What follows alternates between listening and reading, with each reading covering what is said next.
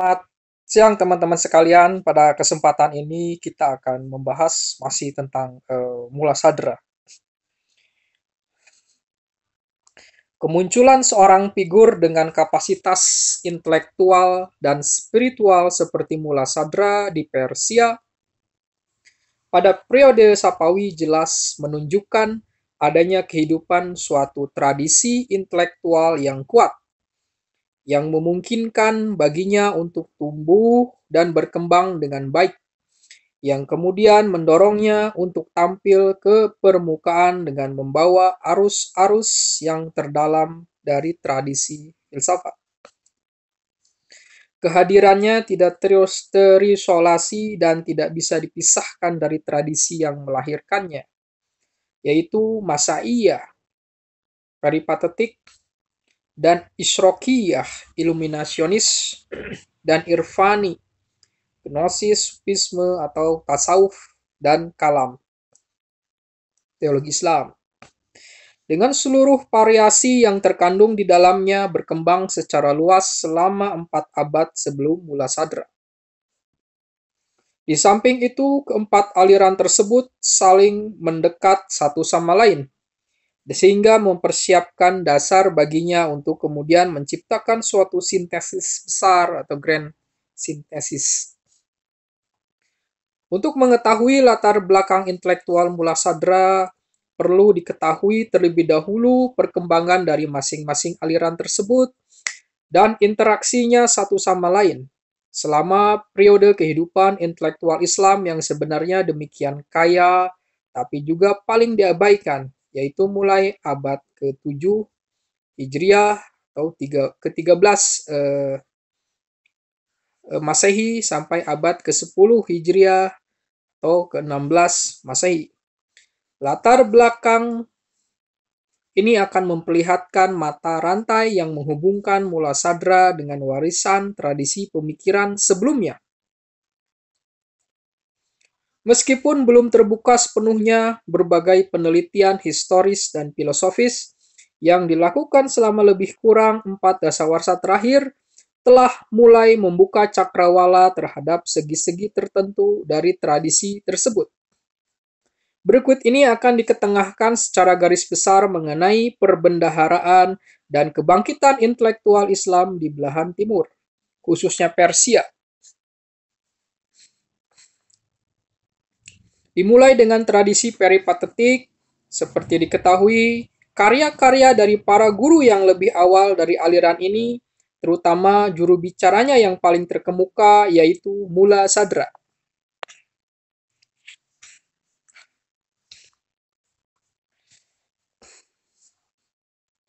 Karya-karya yang lebih awal itu ada Al-Farabi, kemudian Ibnu Sina, memperoleh kritikan dan serangan dari luar bias, dari luar, maksudnya dari tradisi luar, yaitu Al-Ghazali, dari para sufi dan teolog muslim. Nah, Jalaluddin Ar-Rumi misalnya mengkritik secara umum tendensi-tendensi rasionalistik dan usaha-usaha yang dilakukan oleh para filosof untuk mencapai pengetahuan ketuhanan melalui bantuan silogisme Aristoteles. Sementara Al-Ghazali melakukan serangan secara lebih tajam dengan memilih topik-topik tertentu yang lebih spesifik dengan menyatakan bahwa pandangan-pandangan tersebut telah melanggar prinsip-prinsip agama.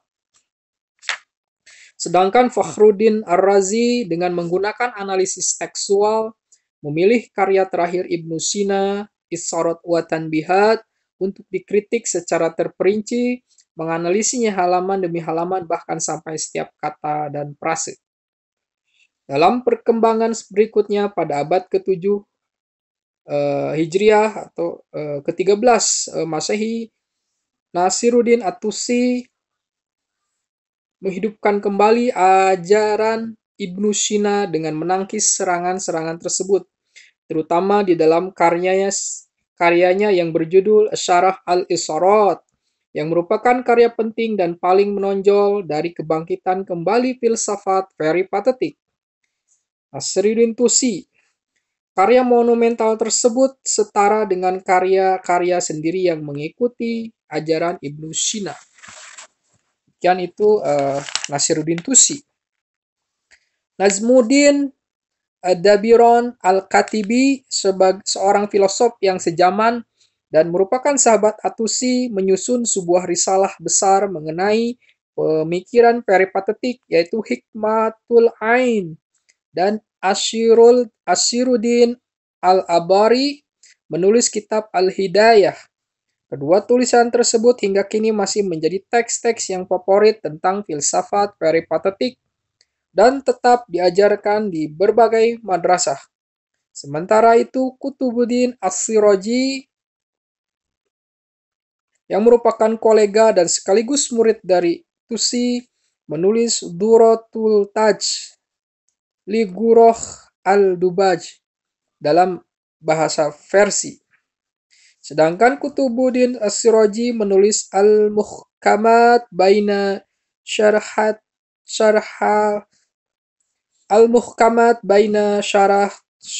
Al-Ishraq. Sementara dari abad ke-8 Hijriah dan atau ke-14 Masehi dan seterusnya, kota Syiraj dan sekitarnya menjadi pusat kegiatan filsafat. Jalaluddin Ad-Dawani menyusun beberapa karya filosofis yang bercorak peripatetik dan iluminasionis, juga tentang logika dan kalam. Keluarga Dastaki melahirkan figur-figur yang cemerlang, antara lain Amir Sadruddin Muhammad Al-Dastaki dan Ghiyasuddin Mansur Dastaki. Kedua figur ini memberikan pengaruh yang dalam terhadap para pemikir Safawi dan juga pada figur-figur intelektual muslim di anak benua India, yaitu Ghiyasuddin Mansur Dastaki dan Amir Sadruddin Muhammad Dastaki. Mengenai aliran iluminasi yang dibangun oleh Syekh Al-Ishraq Shihabuddin Suhrawardi, tidak diragukan lagi memberikan pengaruh yang dalam di belahan timur dunia Islam, khususnya di Persia dan India, terutama pada Mula Sadra. Suhrawardi menciptakan suatu filsafat atau hikmah yang didasarkan atas iluminasi, tapi dalam pengertian tertentu juga didasarkan atas filsafat Ibnu Sina. Dia juga menciptakan jalan tengah antara pemikiran diskursif dan intuisi mistik. Aliran ini segera memperoleh pengikut dan komentator. Samsuddin Muhammad Syahrazuri menulis komentar tentang karya Suhrawardi, Hikmatul Ishraq, akan tetapi komentar yang ditulis oleh Kutubuddin Syiraji terhadap karya tersebut lebih terkenal daripada komentar Syahrazuri. Muhammad Mula Sadra mengetahui secara mendalam tradisi ini dan menulis sebuah catatan ta'liqoh terhadap komentar Kutubuddin tersebut. Berbicara tentang Irfan, abad ke-7 Hijriah atau ke-13 Masehi adalah abad keemasannya dan seolah-olah kembali ke abad permulaan Islam serta intensitas spiritualnya. Tokoh-tokoh spiritual seperti Ibn Arabi, Jalaluddin Rumi, dan Sadruddin Kunyawi adalah tokoh-tokoh sejaman. Akan tetapi dengan bentuk doktrinnya yang demikian intelektual, sufisme aliran Ibnu Arabi lebih besar pengaruhnya terhadap Mula Sadra. Melalui murid langsungnya Sadruddin Al-Qunawi dan juga para komentatornya Saiduddin Al-Farghani, Mu'ayyiddin Al-Jandi, kemudian Abdul Razak Al-Kashani, Dawud Al-Qaisari, dan Abdurrahman Jami mengembangkan suatu metafisika yang begitu terperinci. Tanpa mengetahui aliran ini, keseluruhan doktrin Mula Sadra tidak bisa dipahami. Demikian pula para penyair sufi Persia seperti Rumi, Fakhruddin Iraqi, Sa'aduddin Hamuyah, Azizuddin Nasafi, Aukhadin Al-Kirmani, Mahmud Savistari, dan juga Jami serta Hafiz. Semuanya dikenal dengan baik oleh Mula Sadra dan banyak mempengaruhi terhadap dirinya. Adapun mengenai kalam, baik di kalangan Sunni ataupun Syiah, mengalami fase perkembangan yang penting selama periode yang sedang dibicarakan ini. Beberapa abad mula sadra, kalam Sunni memperlihatkan suatu fase yang kreatif setelah Fakhruddin Ar-Razi menyusun dalam bentuk filosofis atau falsafah kalam. Selama periode ini muncul karya-karya dari para tokoh kalam seperti Qadi Aduddin Al-Iji, Syahaduddin Al-Taftazani, dan Said Syarif Al-Jurjani. Pengaruh dari tulisan-tulisan para tokoh kalam tersebut terlihat jelas di dalam tulisan-tulisan Mula Sadra. Mengenai kalam Syiah dalam bentuknya yang sistematis, dihasilkan untuk pertama kalinya oleh Nasiruddin Tusi dalam karyanya yang berjudul Tajridul Aqaid. Langkah ini diikuti oleh muridnya Allamah Al-Hili dan tokoh-tokoh lain pada periode ini. Sebelum Mula Sadra, telah banyak komentator dan catatan yang ditulis dengan tajrid terhadap tajrid karya Nasiruddin At-Tusi.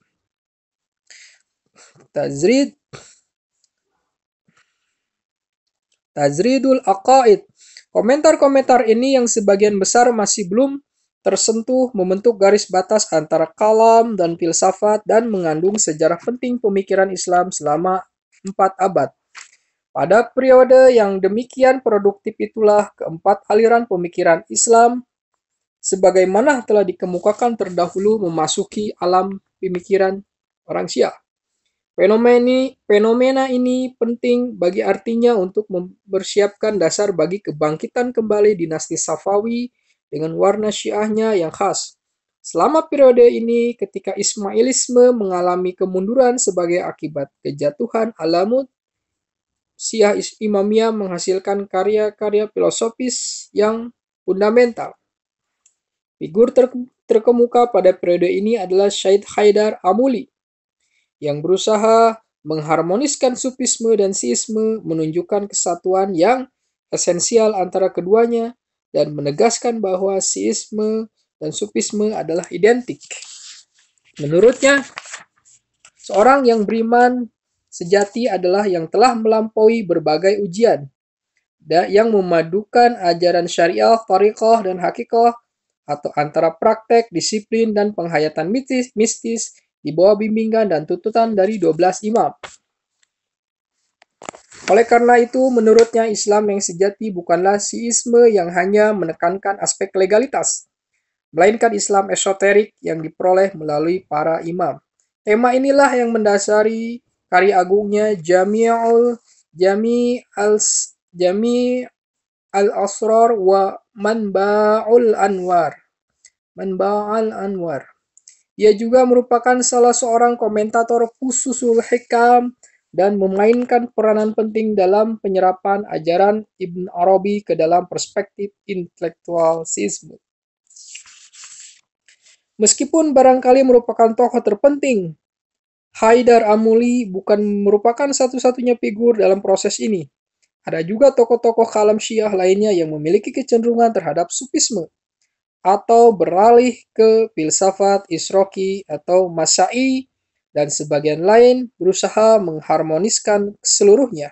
Saiduddin Ibnu Turkoh al-Isfahani, yang lebih dikenal dengan Ibnu Turkoh, adalah orang pertama yang mensintesiskan ajaran-ajaran Ibnu Sina, Suhrawardi, dan Ibnu Arabi ke dalam perspektif esoterisme Syiah, seperti terlihat dalam karyanya yang berjudul Tamhidul Qawaid. Dengan demikian, dalam hal tertentu, figur ini telah mendahului prestasi yang dicapai oleh Mula Sadra.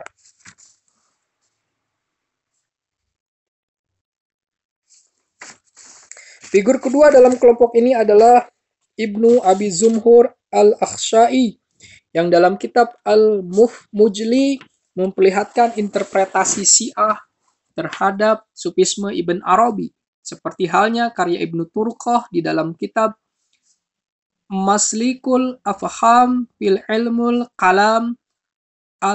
Al-Ahsya'i menggabungkan antara kalam, Masya'i Isroki, dan Sufisme Ibn Arabi, dan dituangkan di dalam bentuk yang diwarnai oleh imagologi Syiah. Tidak jelas sampai sejauh mana karya ini mempengaruhi para filosof Safawi, namun menandai tonggak pementasan penting lainnya yang mengarah pada terintegrasinya berbagai disiplin pemikiran yang mencapai puncaknya pada karya-karya Mula Sadra. Berdasarkan uraian di atas dikemukakan bisa dilihat dengan jelas bahwa sepanjang periode yang merentang dari invasi Mongol sampai terbentuknya pemerintahan Safawi, telah terjadi perkembangan yang menarik dari aliran-aliran intelektual Islam di satu pihak dan adanya usaha untuk mengharmoniskan aliran-aliran tersebut di lain pihak melalui perkembangan dan saling mempengaruhi. Latar belakang yang langsung dari Mula Sadra terdapat pada generasi pertama Hakim Safawi. Dengan kemunculan dinasti Safawi, agama resmi Persia adalah Syiisme dan cendekiawan Syiah yang berasal dari berbagai tempat, termasuk Bahrain, Irak, dan Jabal Amil di Lebanon segera memperkuat pusat-pusat pendidikan dan menyebabkan perkembangnya ilmu-ilmu keagamaan.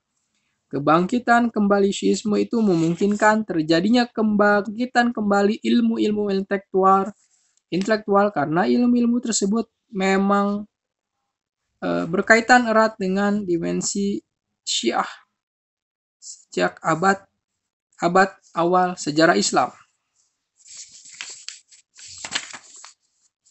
Tentu saja ketegangan yang terjadi antara para ulama eksoteris dan hukuma terus berlangsung, seperti tercermin dalam risalah autobiografis Mula Sadra yang berjudul Syekh Asal. Ketegangan tersebut merupakan konsekuensi logis yang tidak bisa dilihat, dihindari, dan kehadiran suatu filsafat yang cenderung ke arah sufisme dan bercorak esoteris. Kehidupan kembali jenis filsafat ini, sekalipun dimunculkan oleh Syiisme, dalam kasus-kasus tertentu memperoleh kesulitan-kesulitan dari para ulama eksoteris. Syiisme memang memiliki aspek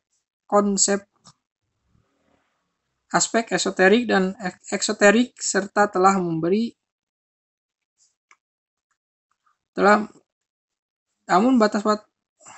Syiisme memang memiliki aspek esoterik dan eksoterik yang serta telah menjadi agama resmi negara, namun sampai batas tertentu tetap bereaksi terhadap sebagian formulasi yang begitu esoterik dari filsafat jenis ini. Pada abad ke-10 Hijriah atau ke-16 Masehi, dengan adanya atmosfer Syiah yang baru, muncul beberapa filosof dan hakim terkenal yang sebagian diantaranya adalah guru-guru Mula Sadra. Di antaranya adalah Mirdamat.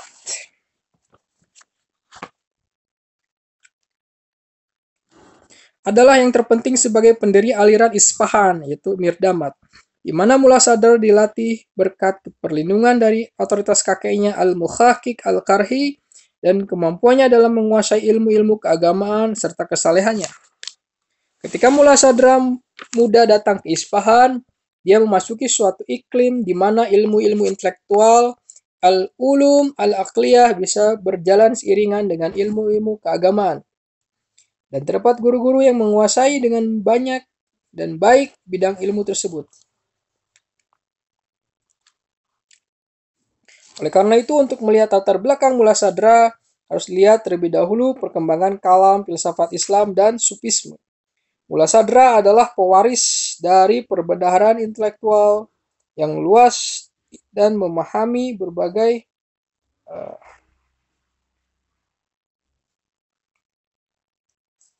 Mula Sadra adalah pewaris dari pembendaharaan intelektual. Dia mempelajari dengan sungguh-sungguh berbagai perspektif intelektual terdahulu, bukan sebagai sesuatu yang telah mati, tetapi sebagai sesuatu yang permanen dan tetap relevan di dalam tradisi Islam. Mula Sadra menciptakan suatu sintesis dan suatu dimensi intelektual yang baru, hikmah al-muta'aliyah. Ia merupakan suatu aliran baru dan sekaligus tradisional yang hanya bisa dihasilkan oleh seorang mujtahid yang mampu merenovasi suatu doktrin karena memiliki visi yang baru tentang kebenaran-kebenaran transendental. Melalui prisma intelektual yang cemerlang, Mula Sadra melahirkan suatu perspektif intelektual baru yang sekaligus islami dan mempengaruhi tuntutan-tuntutan bagi serta keterbukaan. Oke, demikian pembahasan mengenai Mula Sadra tentang latar belakang pemikiran Mula Sadra. Kita akan lanjutkan lagi nanti.